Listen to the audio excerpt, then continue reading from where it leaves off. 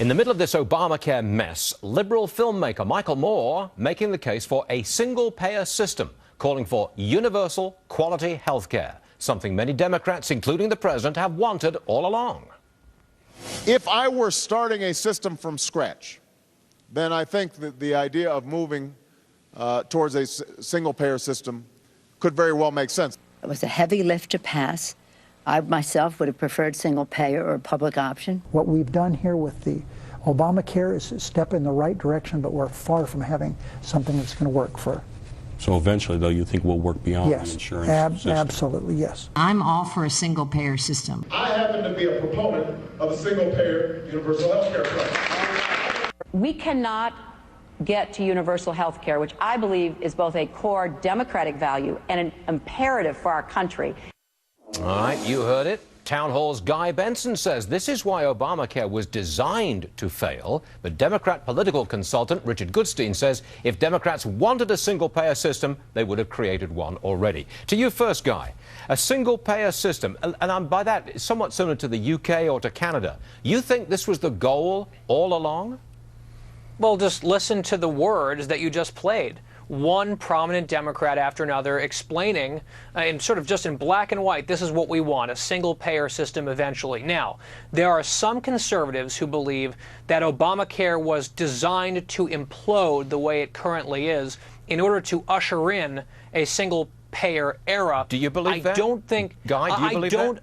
I don't, because they have really squandered, by they I mean Democrats and the left, have squandered their credibility by saying, hey, we're going to do this massive overhaul of the healthcare system called Obamacare. It's going to do these 4 great things. And it has failed on virtually every single one of those promises and has betrayed millions of people. So I think the goal for Obamacare was to, over time, transition the public to be a little bit more conditioned to increased government intervention in healthcare and then shepherd us eventually into single payer, not to explode on the launch pad. Well, Richard, a lot of people suggest that the difficulties of Obamacare, the near collapse of Obamacare, is an excuse for the left to push for a single-payer system, that they will use this as an opportunity to go much further than Obamacare. You see it coming like that?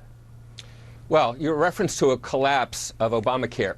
Don't tell that to the millions of seniors who have saved billions of dollars. Let's get beyond this. No. Get beyond this. You can't make an assertion and then refuse to let me refute it. The seniors are saving billions. The millions of young adults who are on their parents' program. The people who don't have to worry about being impoverished by an illness or a hospitalization. Those people don't see any kind of collapse of anything. Okay. They thank the God difficulties that of this is an opportunity Obamacare. for Do you them. think that the left will use the difficulties, which I think you will admit to, of Obamacare as an excuse to go much further towards a single-payer system? Do you think that will happen, Richard? I will admit that the rollout of the website was a problem. I will not admit that we know anything. This program was just implemented yesterday, Stuart. This notion that somehow words like collapse. Now, come on, please. address the question. Are we moving towards a single-payer system? That's what the left wants. Are we going in that direction? What do you think, Richard? Remember that famous sign in Tea Party rallies? Tell the government to take its hands off my Medicare. That was something you might have found in South Park or The Onion. Of course, Medicare is the government program, and yet the Tea Party people were embracing that as hard as they possibly could. So you're talking about single payer as being somehow this antithetical to the U.S. system, where the single thing that nobody, left or right, is trying to break up is Medicare or the VA system, which is what single payer is. Sounds to me like the answer from you is yes. I'm not that's saying where we're going. No, obviously we're not going there. The reason we're going where Obamacare is taking us is because it was predicated on what the Heritage Foundation laid out and what Mitt Romney implemented as governor, which is working in the state of Massachusetts. And the assumption was it will work there, it could work nationally. We'll see. I think it's slightly early, since we're a day into this, to make a judgment one way or the other. But certainly there was reason to think that Obamacare's model had ample precedent. Okay. Guy? Well, there's so much to try to refute there. I'm not sure where to start.